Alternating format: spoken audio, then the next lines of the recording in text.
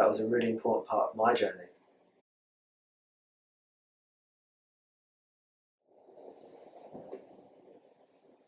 It's about finding what's happening with you and allowing it to be.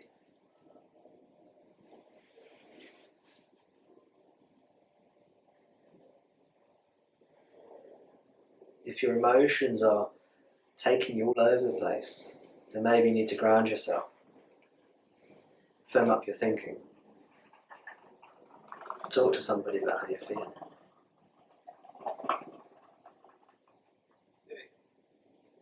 Allow the feelings to express themselves. Be with them. Allow them to teach you. Emotions can be like voices that want to say something to you, tell you something, tell you a story.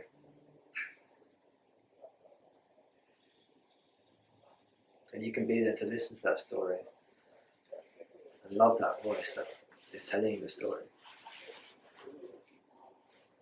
Often the voice is your own voice when you were younger. So it can be a part of integrating the inner child somehow schismed away from you and being pushed away. Or if you're too caught up in your mind, it's a process of letting go of the mind, allowing yourself to feel.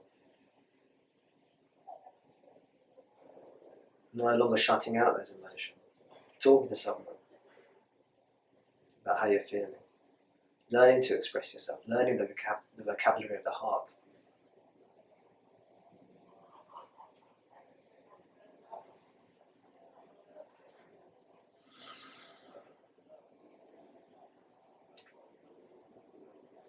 For me, that was very important.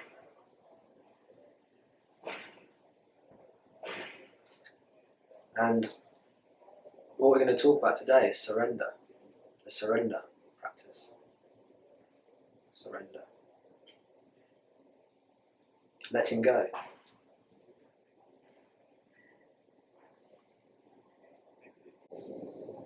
Surrender. Hands up. Let go.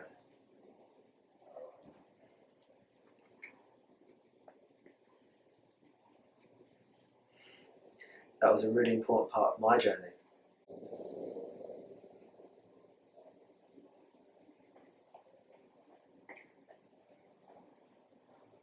Someone who's very caught up in the mind, like me, trying to figure things out, at points desperate to become enlightened. There's not much surrender in that. It propels you forward. It appears that it propels you forward. And I learned a lot of things. Lots and lots of reading, lots and lots of exploring. And not much quiet.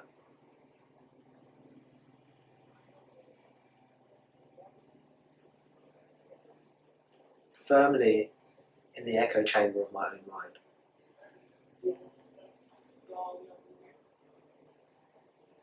And that's not to say you don't learn anything. You do. You do learn from thinking. I do. But it doesn't give you peace.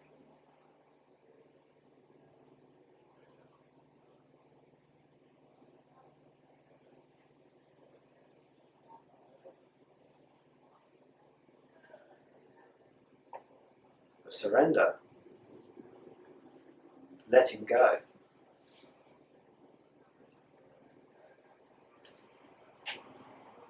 just being, allowing things to come and go, just being.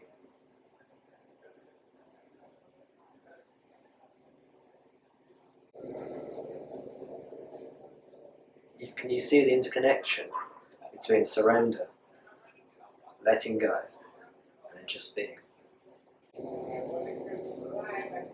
There's a connection.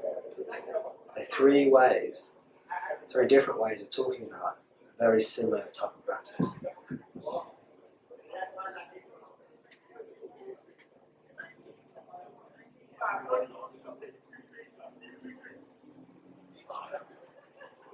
Surrender is like giving up.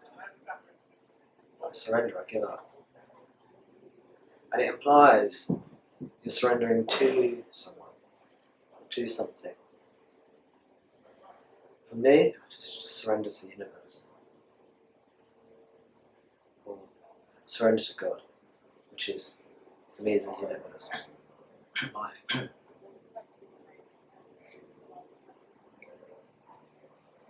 There's a faint, hazy concept. There's a hazy duality there between me and life.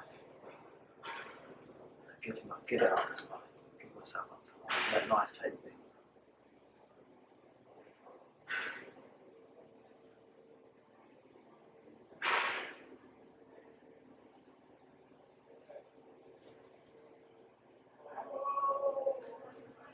When it's seen, there's no one here. There's no doer entity. And what surrender is there? There's no surrender.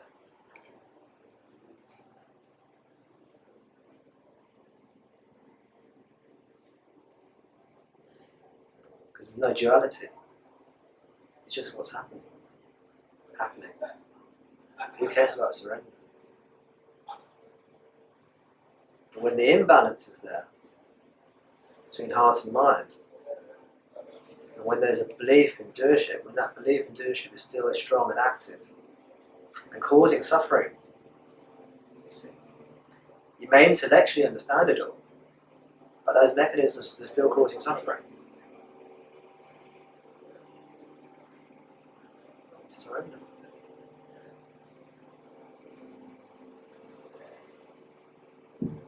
Let go.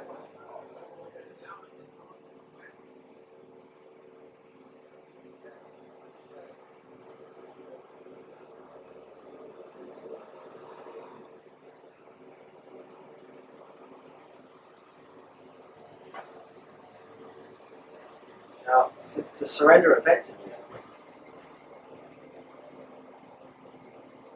it's helpful to have access to a source of inner cheerfulness, inner happiness. Even if we've intellectually seen through the idea and notion of being a doer,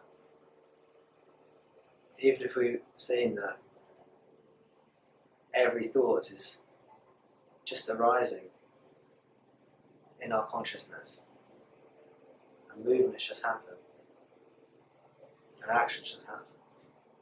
We know that. You see it, we get that. And we've looked into ourselves, and we're seeing there's no actual. We've looked for a doer. We've looked for an entity that's initiating thoughts and actions. We can't find one. But the mechanisms that cause suffering are still happening. So that's okay. But it's uncomfortable. And what surrender can do is allow us just to relax. And it puts a skewer in the works of those suffering-causing mechanisms. Why? Well, if we run back to session 2, where we learnt about where does happiness lie? Where is happiness? Is it in the objects? Is it in gross objects? Is it in subtle objects? Or is it when the compulsive desire to seek lasting fulfillment in these objects is gone? In the absence of those compulsive desires, those compulsive lustings, then the happiness that lies within us is allowed to express itself and be here. And if you surrender and you allow that inner cheerfulness, that inner happiness to gently come permeate our being, then surrender becomes something pleasurable. You can actually enjoy it. And then if you can tap into that, that's how the surrender practice will work. Otherwise it can be pretty miserable.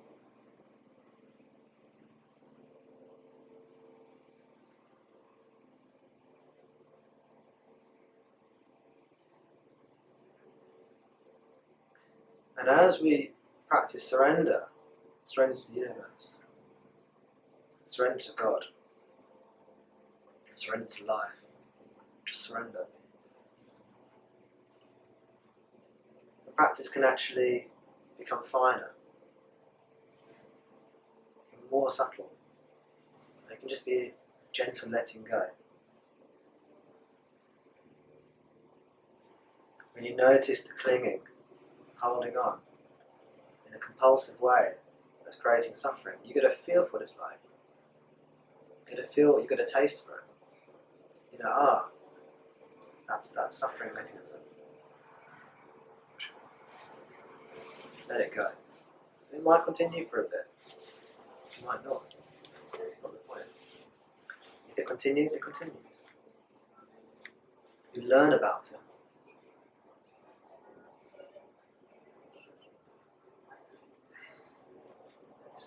We really come into contact with our own innate openness. The innate openness of awareness. Of our innate openness of our being. That is already accepting everything that's happening.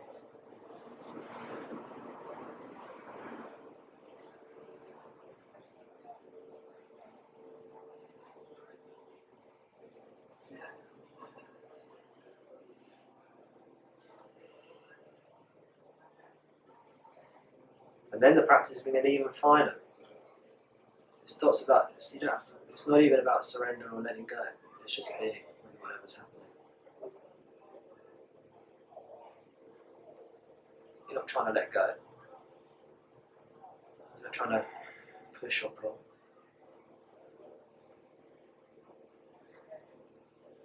And the practice dissolves.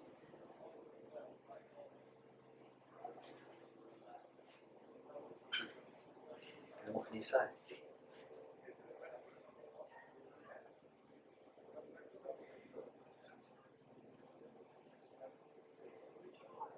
It's freedom. Just left with what's happening.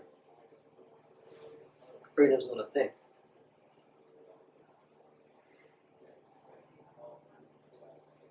It's just life. This is a part of life here. This is a part of life.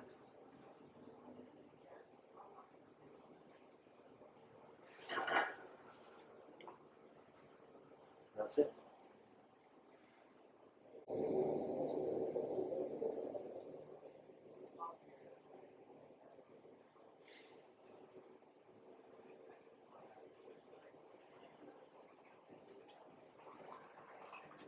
So one practice you can do, which is a practice that, again, I found useful, and it's for you to listen to my teachings and figure out how these teachings exactly apply to you. You might really resonate with something. I always think that. And by all means, talk to me as well.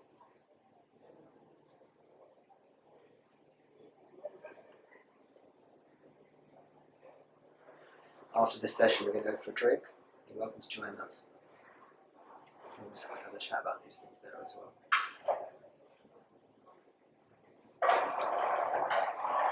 One practice I found really useful was just a formal meditation practice, either sitting or lying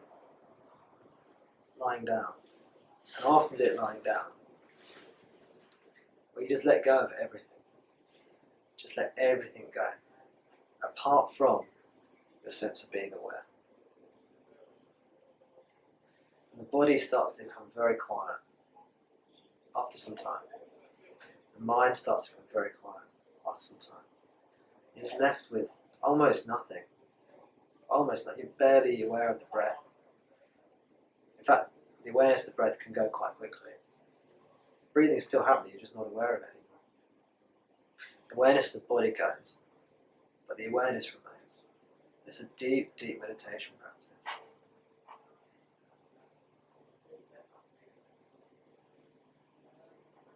It won't work for everyone. See if it works for you. There are reasons why it doesn't work for everyone. I won't go into that today. But we'll cover that in another session when we talk about the gunas.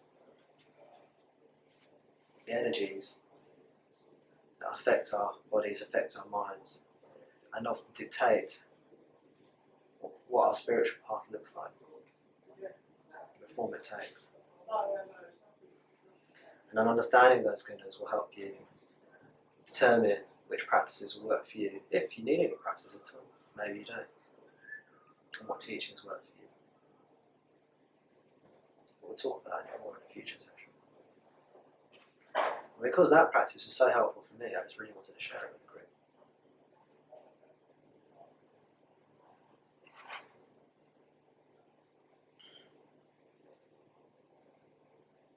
Were you asleep when that happened? When you were was just the awareness left? No. Now, that is the problem of doing a lying down meditation. That's what I was thinking. I mean, I'm sure there are times I dozed off. But when you're asleep, then the awareness isn't there. And there's nothing, and sometimes when you sleep in that practice, it's because you need to sleep.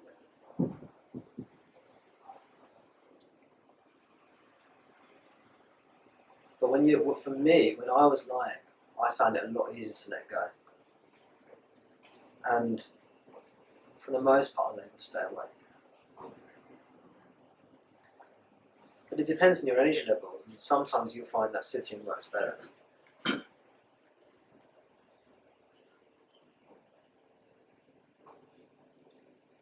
I think generally speaking, sitting does work better, because it enables you to really let go, and because you're upright, you will tend to stay awake more easily. I mean, you can fall asleep in sitting meditation very easily as well.